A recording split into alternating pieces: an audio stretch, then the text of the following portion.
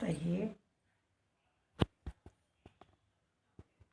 एवढ्या थोड्या लाल मिरच्या घेतल्या, एवढे जिरे घेतले, एवढी बडीशेप घेतली, 2 चमचे मीठ घेतलं आणि अर्धी वाटी गूळ घेतला आणि हे कौट घेतलं. आता याला छान फोडून घेते आणि याची छान चटणी वाटून घेते.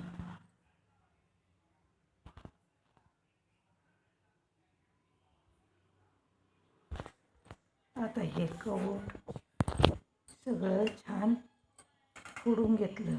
हे सगळा मसाला व्यवस्थितशीर तयार टाकून भाजून घेते. मिरची, बडीशेप आणि जिरे याला छान भाजून घेते नादर.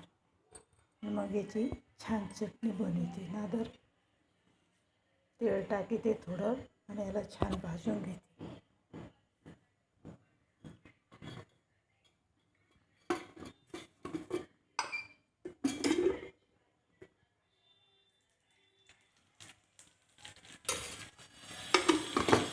छान आता भाजून घेतली.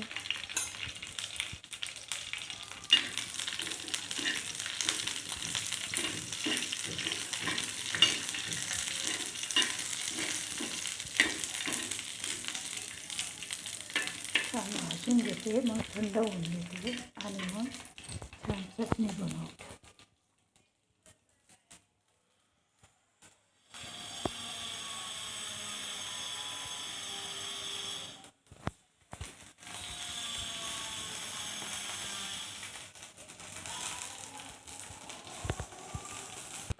झाली आता मिरची छान भाजली. आता याच्यात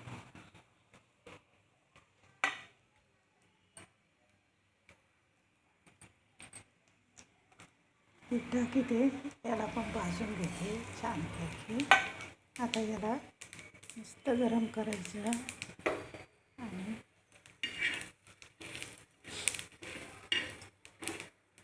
छान भाजून घेते.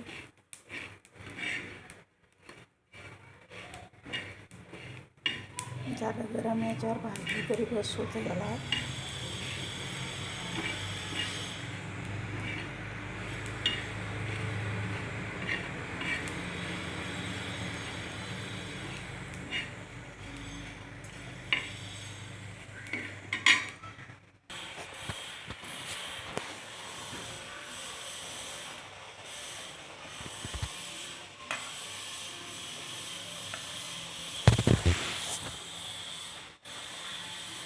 आता हे सगळं एकत्र टाकून घेते, छान वाटून घेते.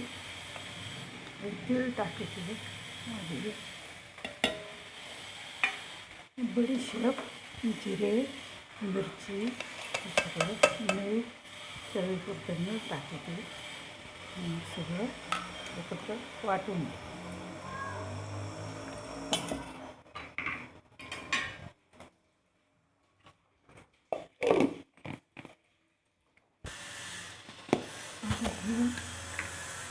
असं छान सगळं झालं.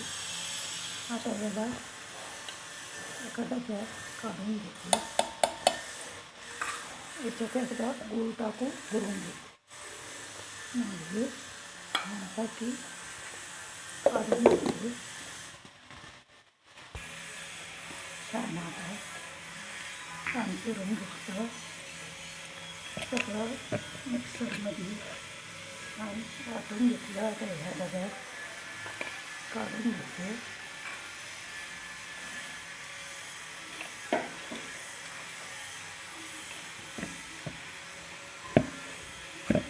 आता हे छान ह्या डब्यात छान काढून घेते. हे आता छान ह्या डब्यात पूर्ण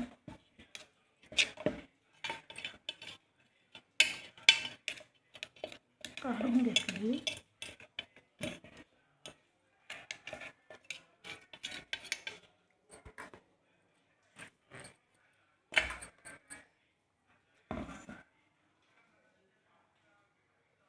आता हे छान ह्या डब्यात पूर्ण काढून घेतलं आहे.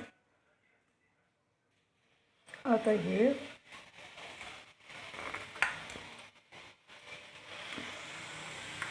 कऊट पूर्ण याच्यात टाकून घेते आणि याला छान बारीक करून घेते आणि मग सगळं मिक्स करते. हे सगळं